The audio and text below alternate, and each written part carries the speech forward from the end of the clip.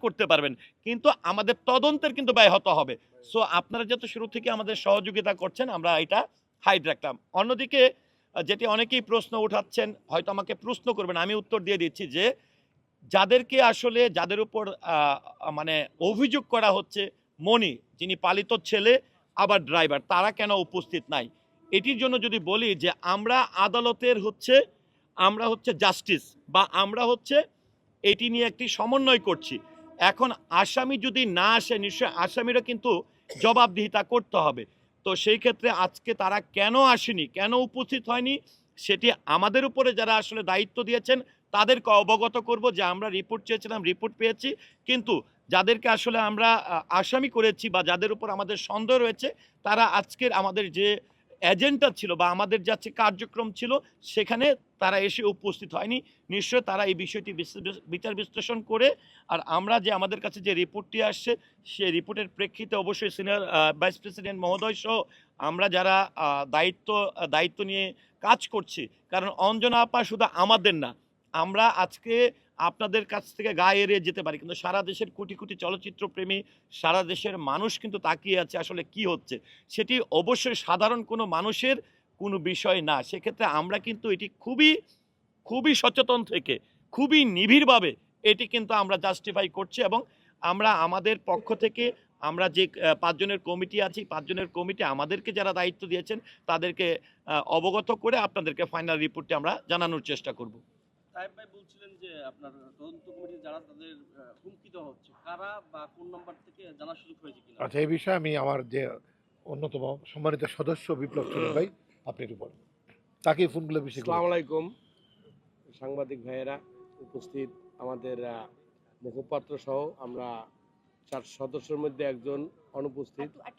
চারজন আছেন না একজন এই জায়গায় পাইতেছে পাচ্ছেন। আচ্ছা, হ্যাঁ, তো সবাই ভালো আছেন। আসলে আমাদের ওই দিনের বার্গেনিংয়ে বিশেষ করে আমার একা লড়াইতে আপনারা এটুকু পেয়েছেন যে তথাকথিত যে ছেলে মণি, যিনি সাজ্জাদ মণি ছিলেন, এখন নিশাত মণি, উনি যে তার জন্মের সন্তান না, এটুকু আমি ক্লিয়ার করে দিয়েছি। আর থ্রেট আমার কাছে আসছে এই কারণে যে আমি ওই দিন বোধহয় বেশি একটু বার্গেনিং করছিলাম, এবং আমি বোধহয় আপনাদের সামনে তুলে ধরছি, তার মুখ থেকে বাধ্য করাইছি যে না, সে দত্তক নেওয়া ছেলে, আপনারা এটা তো ক্লিয়ার। তার আগে পর্যন্ত সে কিন্তু তার জন্মের সন্তানই ছিলেন। আমরা ইনভেস্টিগেশন নিয়ে কথা বলি, অন্য বিষয় হ্যাঁ, না এটা আমাকে প্রশ্ন করলে এখন বিষয়টা হচ্ছে আমি একটু বার্গেনিং বেশি করছি, হয়তো আমাকে 3টা নাম্বার থেকে এটা আমি আমার মুখপাত্র এবং আমার সদ্য বড় ভাই এবং শিল্পী সমিতির সিনিয়র সহসভাপতি সদ্য তায়েব ভাইকে আমি অবগত করছি। মালয়েশিয়ার 2টা নাম্বার আর +966 সম্ভবত সৌদির নাম্বার, এদিকেও তো ক্যামেরা আছে। তো সেখানে আমাকে থ্রেট করা হয়েছে যে তুই কেন এটা নিয়ে এত বাড়াবাড়ি করিস। তায়েব ভাই তো চুপচাপ ছিল, কিন্তু তায়েব ভাই তো চুপচাপই থাকবেন, কারণ সে তো আমাদের প্রধান, সে হলো আমাদের প্রধান। তো এখানে আমরা যে যতটুকু জানি, যেমন আজকে আমাদের হইয়া এলোমেলোভাবে আপনারা প্রশ্ন করেন, আমি একটা বলি, ওই নায়িকার না বলে একটা, ওই নায়িকা মুক্তি আপা বলবে আরেকটা। তো আমাদের হইয়া যে আপনাদের ক্লিয়ার করে দিয়েছেন আমাদের শিল্পী সমিতির নির্বাচিত সদস্য নেতা, আমরা আরেক সমিতির কলিগ প্রযোজক সনি রহমান, এটা আপনারা সুন্দরভাবে নিতে পারছেন, আর হাউকার মধ্যে হয় না। তো আমাকে থ্রেট দিয়েছেন, এটা আমি আমার পর্যন্ত রাখিনি, এটা আমি আমার সদ্য আয়েব ভাইকে জানিয়েছি। এটা আমরা যাচাই করে দেখবো যে এই নাম্বারটা কার বা কি। আর মেসেঞ্জারের থ্রেট, এটা হলো থ্রেট ঠিক না। সেটা হলো যে ভাই আপনি কেন এটা এত ঘাটছেন, আপনার স্বার্থ কি, বাদ দেন না, একটা নিরীহ ছেলে। তার চোখে যে আমাকে বলছে যে উনি নিরীহ, আর আমাদের চোখে উনি দোষী। কেমন দোষী সেটা আগেও বলেছি, যে অবহেলা আর সম্পদের ব্যাপারে এটা তো সনি ক্লিয়ার করে দিল যে আমরা তদন্তের স্বার্থে এটা গোপন রাখছি এবং রাখবো। আপনাদেরকে পরবর্তীতে আমাদের সিনিয়র নেতাদের মাধ্যমে আপনাদের কাছে বিস্তারিত সব জানাবো। কারণ আমাদেরকে কিন্তু আসলে স্বাভাবিকভাবেই যেহেতু অঞ্জনা আপার বিষয়টি কিন্তু নর্মাল কোনো বিষয় না, কারণ উনিও শ্রদ্ধাভাজন শিল্পী এবং ওনার সঙ্গে যারা শ্রদ্ধাভাজনরা আছেন তারা অনেকেই কিন্তু জীবিত আছেন। তো সে প্রেক্ষাপটে হয়তোবা যে আমাদের কোনো অর্জন নেই, কিন্তু যারা অর্জন করেছে, যারা এই চলচ্চিত্রের সৃষ্টি করেছে, যারা এই সংগঠন করেছে, তাদের বিষয়গুলো কিন্তু চাইলে হুটহাট করে আমরা কোনো ডিসিশন নিতে পারি না।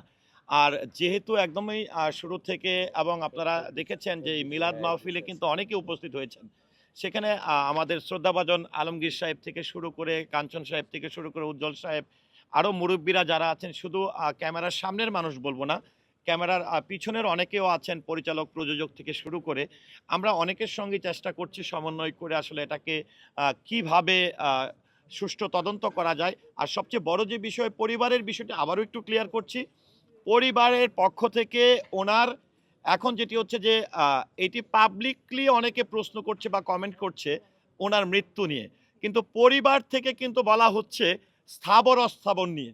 তো আমরা যারা সমিতিতে আছি তাদের কিন্তু অপেক্ষা করতে হবে আসলে পরিবার কি চায়।